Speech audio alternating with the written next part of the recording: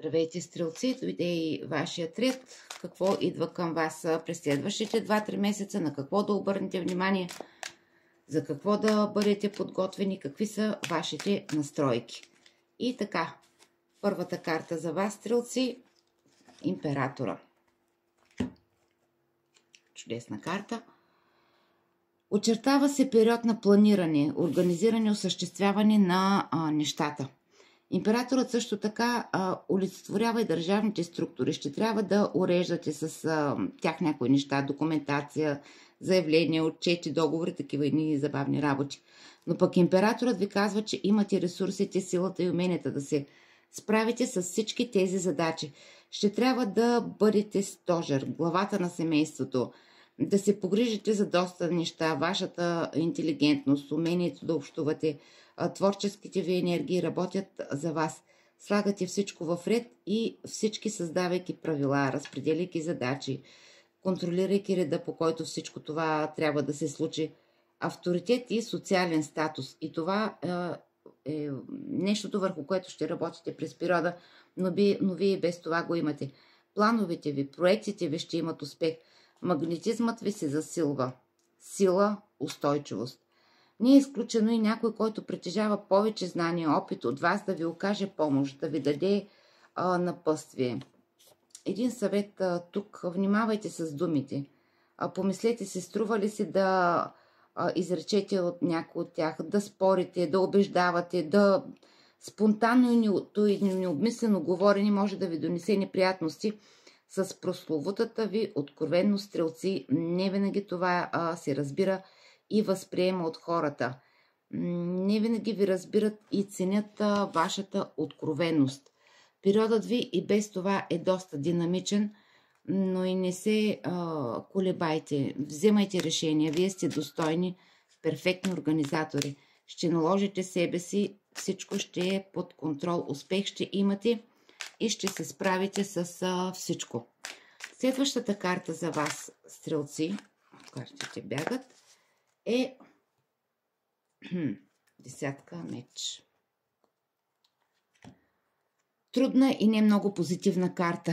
Очертава се един нелек момент за вас, стрелци.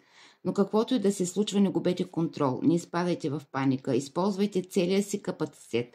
Всичките си възможности да се справите с ситуацията, а това вие го можете отлично.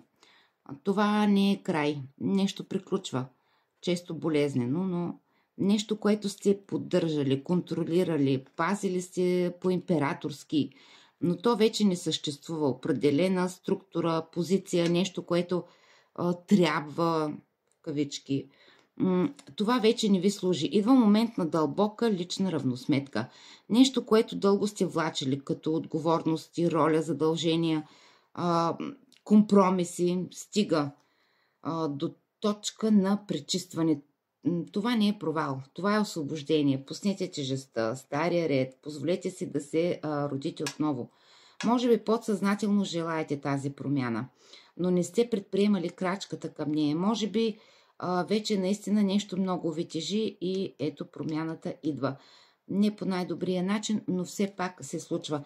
Наред с всичко това, типично за вас, вечните ученици, ще ви обхване желание да учите, да усвоявате нови знания, нови умения, да споделяте информация. Може би и това е вашият начин да се справите чрез стремежа ви към многообразие, естественото ви любопитство и любознателност. Това са вашите ключове, вашата сила да се приспособите. Всичко е преодолимо, всичко се променя и всяко нещо, което идва към нас, винаги е за добро. Във всяко нещо търсете скритите благословии. Тях със сигурност ги има.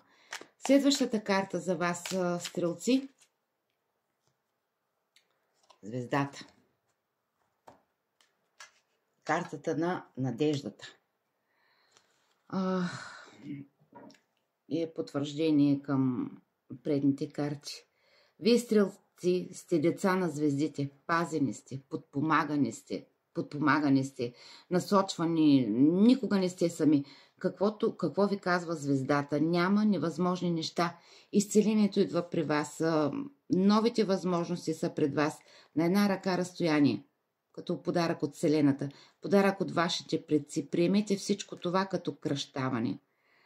Всичко, което се случва около вас, е за добро.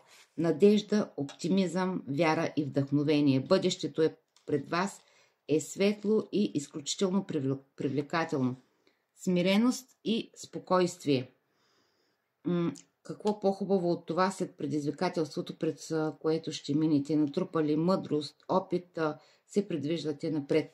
Звездата още ни казва, че това предвижване може да е както в физически план, смяна на място, предвижване от една позиция в друга, така и в духовен план, с повече вяра, която ви води напред.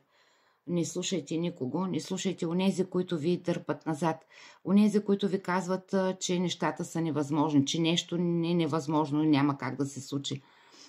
Не е така. Вие сте очарователни, ексцентрични и оригинални. Вие светите ярко и ще бъдете наградени, компенсирани за доброто, което сте правили в миналото. Вие не само помагате на себе си, а и на целия си род. Мисията ви е такава. Някои от вас ще получат телефонно обаждане, имейл, предложение за работа, или това може да се случи чрез неочаквана среща. Изпитанията за вас завършват, стрелци. Чудесно. Съветът или препоръката към вас, стрелци? Двойка меч. Мир. Картата на мира. Очарователно. Баланс, хармония, почивка, приятна атмосфера след напрежение, усилена работа, освобождение от обременителни задължения, край на битките и конфликтите. Късметът ви се усмихва. Не пропускайте това време, а се възползвайте идеалното време за вас. Успокойте малко вашата чувствителност. Всичко ще е наред. Тестът за сила е минат отлично. И така, стрелци, през периода преминавате през външна и вътрешна трансформация. Императора, символа на силата, контрола, реда и отговорностите. Вие сте се изградили като стожер, лидер, опора за другите. Но идва десятка меч, ясно послание от Вселената. Не можеш повече да носиш това бреме. Старите структури се сриват, защото вече не ви служат. Болезнен, но освобождаващ край. И тогава звездата, след тъмната надежда, лекуване. Това е време за мекота, прошка, вяра и кораж. Сякаш съдбата ви казва, всичко има смисъл. И двойка мечове, спри, дай се време, не избирай на сила, не действай от страх. Отговорите идват, когато вече сме умиротворени. Пазете баланса между ума и сърцата си. Период на тишина, съзерцание. Бъдете благословени, стрелци, и нека звездата ви води в тъмното, сърцето ви пази светлината, а тъмнината ви върне към себе си. Успех, стрелци!